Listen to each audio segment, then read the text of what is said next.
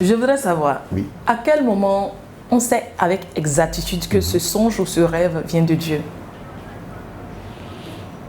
À quel moment on sait avec exactitude que ce son et ce rêve viennent de Dieu? Ok, c'est là que je vais parler, n'est-ce pas, du discernement des songes. Je rentre, n'est-ce pas, dans Ecclésias chapitre 5. Voilà. À partir du verset 3. Car si les songes naissent de la multitude des occupations, la voix de l'insensé se fait entendre dans la multitude des paroles. Je vais au 7. Il dit, car s'il y a des vanités dans la multitude des songes, s'il y a de la vanité dans la multitude des songes, il y en a aussi dans beaucoup de paroles. C'est pourquoi crains Dieu. Ça veut dire que beaucoup de songes aussi proviennent de l'agitation de notre esprit et de la multitude de nos préoccupations ou occupations vraiment du jour. Et la majeure partie aussi des songes proviennent de Dieu. Donc le discernement nous permet de savoir ce son que je viens de faire émane de Dieu, ce son que je viens de faire n'émane pas de Dieu, mais c'est une distraction. Je vous donne un exemple.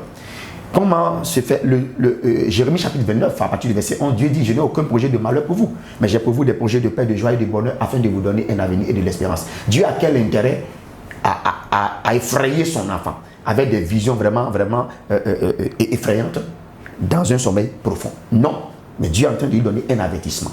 Dieu n'a pas d'intérêt. Au contraire, quand tu fais un songe, le son qui te permet, tu te vois en train de vivre une fête, en train vraiment de voyager, en train de compter de l'argent, en train vraiment de te retrouver dans une joie, dans une allégresse. Ça, c'est un bon signe, n'est-ce pas? Ça, c'est un bon signe. Ok, Dieu est en train de te dire que il y a bonne chose, il y a bonne nouvelle qui arrive, il faut prier pour ça.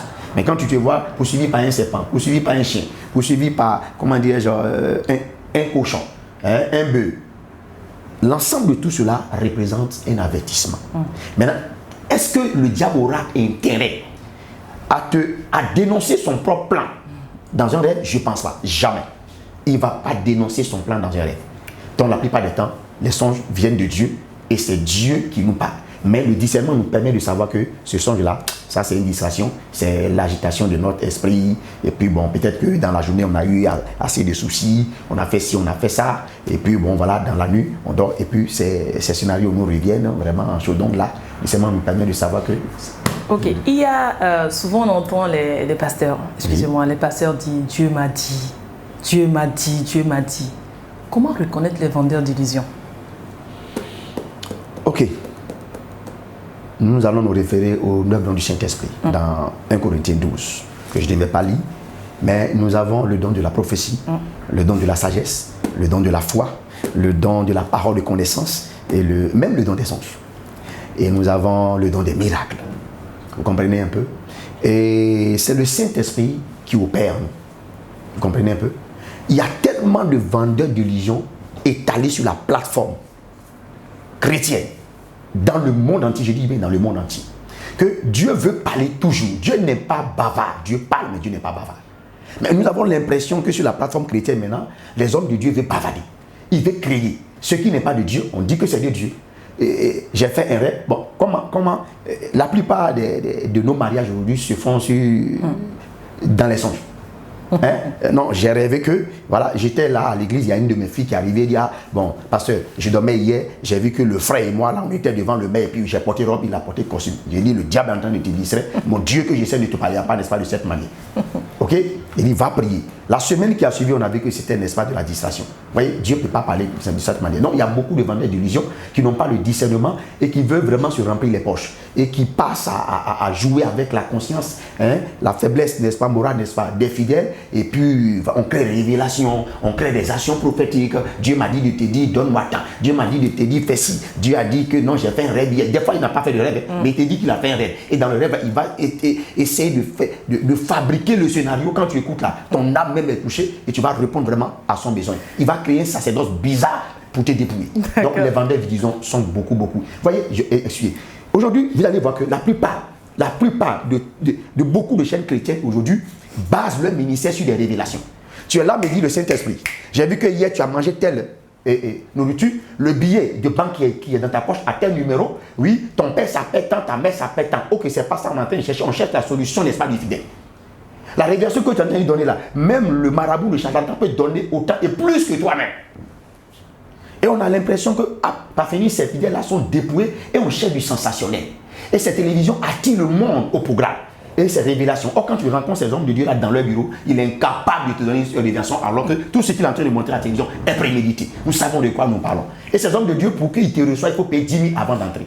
Jésus ne prenait pas d'argent avec les gens, n'est-ce pas, avant de leur donner une révélation, avant de leur révéler quelque chose qui est caché dans leur cœur. Ça, voici les vendeurs d'illusions. Donc, le corps du Christ a besoin d'un nettoyage, d'un balayage spirituel. Il y a un désordre total. D'accord. On parle souvent de rêves prémonitoires. Oui. Sont-ils aussi de Dieu? Que quand nous parlons de rêves prémonitoires, ça veut dire que c'est les signes annonciateurs, les signes qui avertissent, qui informent sur le temps, sur le futur. Donc, un rêve prémonitoire donne des signes d'avertissement. Je ne sais pas si je me fais bien entendre. Ce qui est prémonitoire, c'est un signe annonciateur. C'est un signe qui avertit. Donc, un rêve la plupart des rêves, quand la Bible parle afin de vous donner des avertissements, je peux prendre 70% des rêves dans les signes prémonitoires. Et les autres pourcentages répartis en rappel et en information du passé, au présent et au futur. Pour dire que les signes prémonitoires sont des avertissements à partir desquels nous devons vraiment nous prendre au sérieux pour vraiment prendre des mesures sécuritaires par la prière, nous connecter à Dieu, prier pour que Dieu nous éloigne du danger à venir. Donc les rêves prémonitoires sont très importants et nous devons les prendre au sérieux. Qu'en est-il de rêves lucides? Qu'est-ce qu'un rêve lucide? Ce que je comprends par un rêve lucide là, c'est concevoir quelque chose clairement, percevoir quelque chose clairement. Vous comprenez un peu? Clairement. Il y a beaucoup de rêves, comme nous venons de le dire, qui proviennent de l'agitation de notre esprit et de la multitude de nos occupations. La lucidité ici, c'est ici le rêve que nous faisons. Quand tu fais un rêve, des fois tu es effrayé. Tu veux savoir la révélation du rêve, comme le roi de Khadija. Des fois tu fais un rêve, tu es content. Tu es content. Et tu te vois peut-être en train de ramasser de l'argent. Tellement que tu as classé l'argent dans la maison, tu te lèves matin, tu as l'impression que c'est un scénario qui était vrai. Or, c'est dans le sommeil. Tu te lèves, tu commences à chercher l'argent et tu finis par te rendre compte que non, j'étais plongé dans un profond sommeil et ce que j'ai vu, c'était un rêve. Et des fois, on est attristé parce que déjà, dans le rêve en esprit, on a déjà fait le calcul de ce qu'on va acheter. On a déjà fait tout le plan. Et on se réveille, on se dit, ben, des fois, on essaie même de fouiller dans les coins où on avait mis les choses dans nos maisons, dans le rêve, et on découvre que vraiment, c'est juste un rêve, un scénario vraiment passager. Donc, pour dire qu'un rêve lucide, un rêve clair, c'est pas la plus grâce de Dieu. Regardez par exemple, bon, un rêve lucide, l'histoire de Joseph que vous venez de dire, c'est un rêve lucide, c'est un rêve clair, ça s'est réalisé.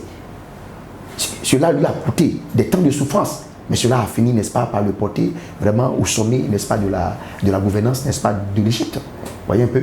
Donc je peux dire que là, c'est une conception claire. Il avait reçu ça. Les gens l'ont minimisé, ils ont douté, ils l'ont même persécuté, vendu. Et cela lui a coûté la prison. Mais Dieu, par le même moyen du son, a fini par sortir Joseph et a fini par l'élever, n'est-ce pas, dans le palais, n'est-ce pas, du roi. Avec toutes ces explications pour nous dire quelle est la face cachée du rêve lucide. La face cachée ouais. Du rêve lucide. Je me réfère un peu à cette histoire de Joseph. Il y avait une face cachée. À la fin de toute cette histoire, il est devenu gouverneur de l'Égypte, nommé par Pharaon. Ça, c'est une face cachée. Personne n'avait vu n'est-ce pas, ce côté. Ce qui lui a valu, comment dirais-je, l'arrivée de ses parents qui ont fini par s'incliner devant lui comme il avait déjà vu et prédit. Il y a toujours une face cachée dans chaque rêve lucide. Dieu va te montrer le départ, mais tu ne montreras pas la fin. Ce n'est pas possible. Joseph même ne savait pas qu'il était en train de marcher au titre de gouverneur.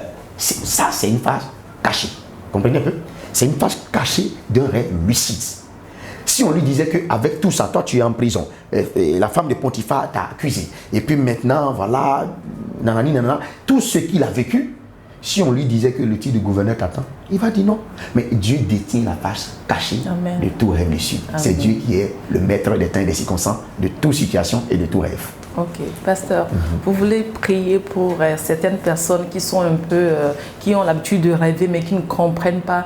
Prier pour que Dieu leur donne le discernement afin qu'ils puissent comprendre et saisir la portée de chaque rêve ou de chaque chose qu'ils ont à faire ou bien qu'ils font pour pouvoir atteindre leur destinée. Ok, je vais lancer un vibrant appel à tous les téléspectateurs qui nous suivent de prendre au sérieux tous leurs rêves, qu'on appelle songe et même vision, qui est une perception en esprit des réalités surnaturelles par des yeux du corps. Je vais leur demander de ne plus négliger un rêve ou un songe ou une vision, mais de les soumettre à un guide spirituel et que celui-là, en dernier point, les porte à la lumière de l'évangile. Seigneur Dieu d'Israël, Dieu d'Abraham, d'Isaac et de Jacob, je vais prier pour cette émission au pied du Maître. Je te rends toute la gloire pour l'occasion que tu m'as donnée de venir faire entendre ta voix et ta volonté à l'humanité. Je te rends toute la gloire et je te bénis. Je remets en tes mains cette équipe. Je remets en tes mains BM Espace TV. Je prie que tu étends leurs limites et que sur le plan mondial, cette émission soit connue de tous.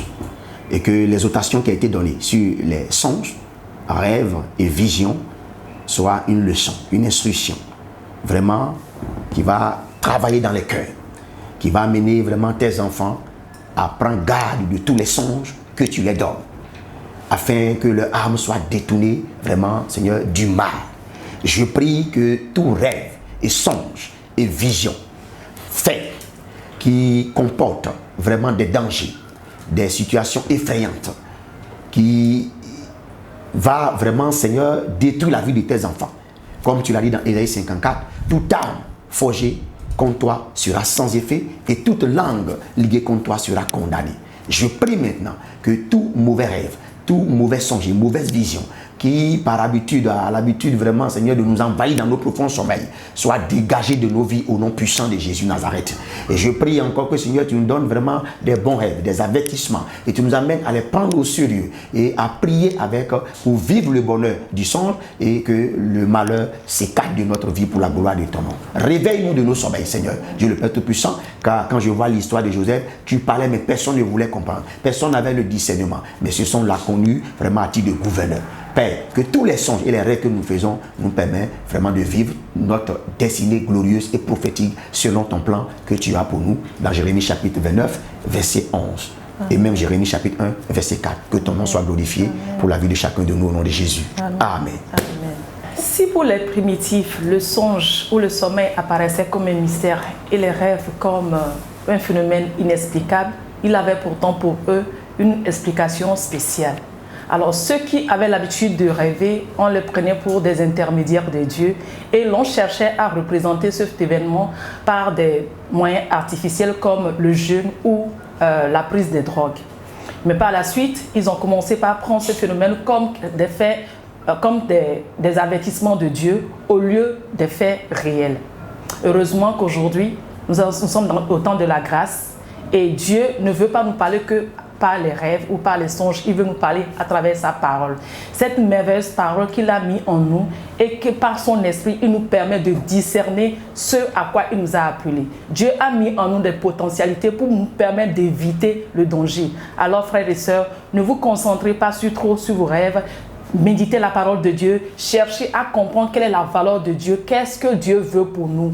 Et c'est pour cela que je vous prie qu'à travers ce moment, vous essayez d'aller au pied du Maître pour apprendre davantage, pour que demain soit heureux pour vous. C'est sur ces quelques mots que je vous fausse compagnie et j'espère vous retrouver très vite sur BM TV pour un autre numéro au pied du Maître. À très vite.